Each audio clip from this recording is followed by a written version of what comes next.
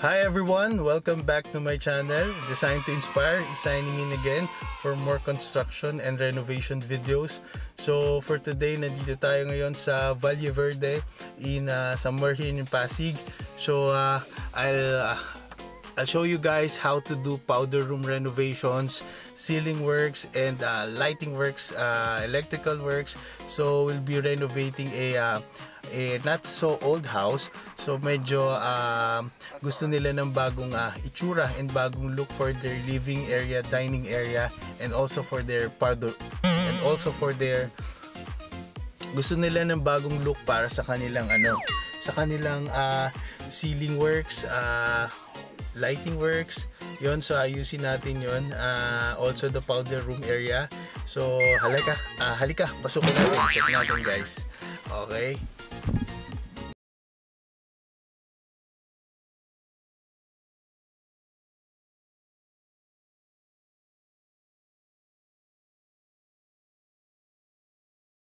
Foyer. Morning po. Hello. Ay, guys sila. So, ito yung lumang... Andi ako yung... Yan. So, ito yung lumang ceiling natin. We'll do renovation with the ceiling. Papayusin din natin yung lights. And ang plan dyan is magka-create tayo ng isang malaking cove lighting. Tapos babawasan natin yung mga scattered na indent lights. So we'll be using MR16 hotel type na lighting work. So let's wait for it guys. So right now ito yung living and dining area. Nabalutan nila yung mga furnitures para hindi masira while ongoing for the projects. Yan.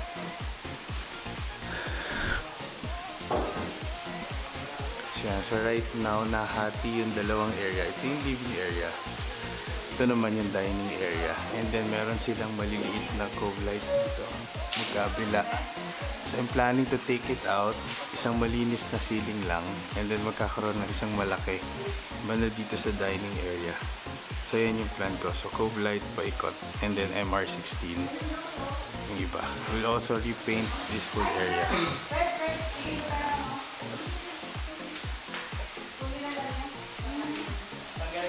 Hello.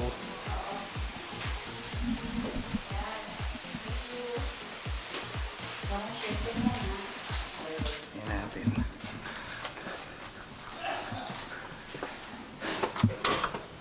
Wala sila, malis. Oh, okay. Sagad pala yung kisame, no?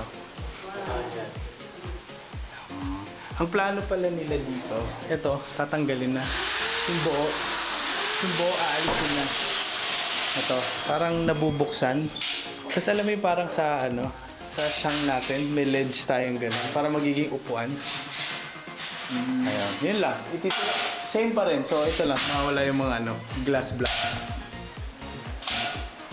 Pero pakana, gusto mo natin yung sisame.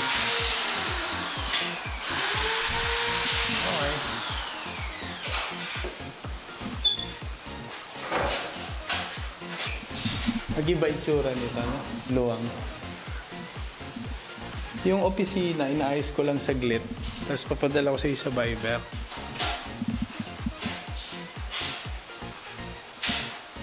So, for this area, na-layout na natin yung...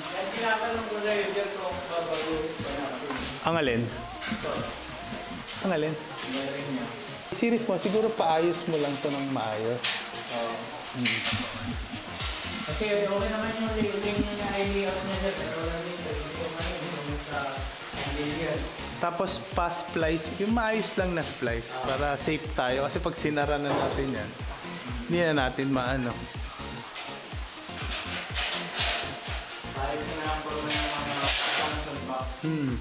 Tapos pag ready na yung cove light niya, bigyan niyo sa akin sukat, paikot. Kaya akala kasi niya walang cove kasi mukhang pantay lang. Ito meron yan. Hindi nga lang malalim. Hindi nga kasi nakita eh. Ha? Nakita niya sa range lang eh. Oo nga eh. Siyempre, makukuha na talaga yung chassis bago Bumaba. Oo.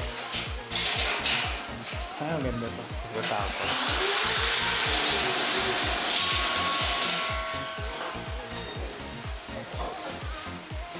Okay, sige. Hi everyone! Welcome back again to my channel. So for today, sisilipin natin kung ano na yung progress ng ating renovation for a house here in Pasig. So tara, silipin natin. Sige. Okay guys, so this is our 4th day. So wala na yung lumang ceiling. So puro metal fairings na siya. So ito na yung bago nating ceiling.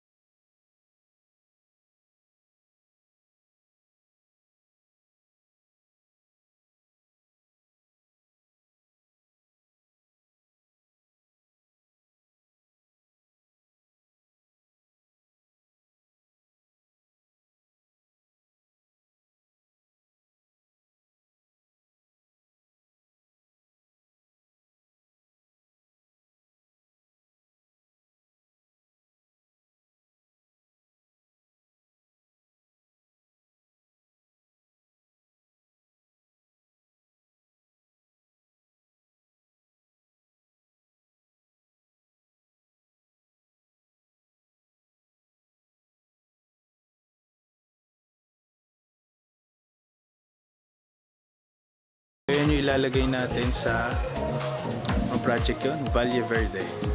Yan, yung mga ilaw na yan sa Kisame. Yan, so siya yung nagpe-prepare. Hi! Yan.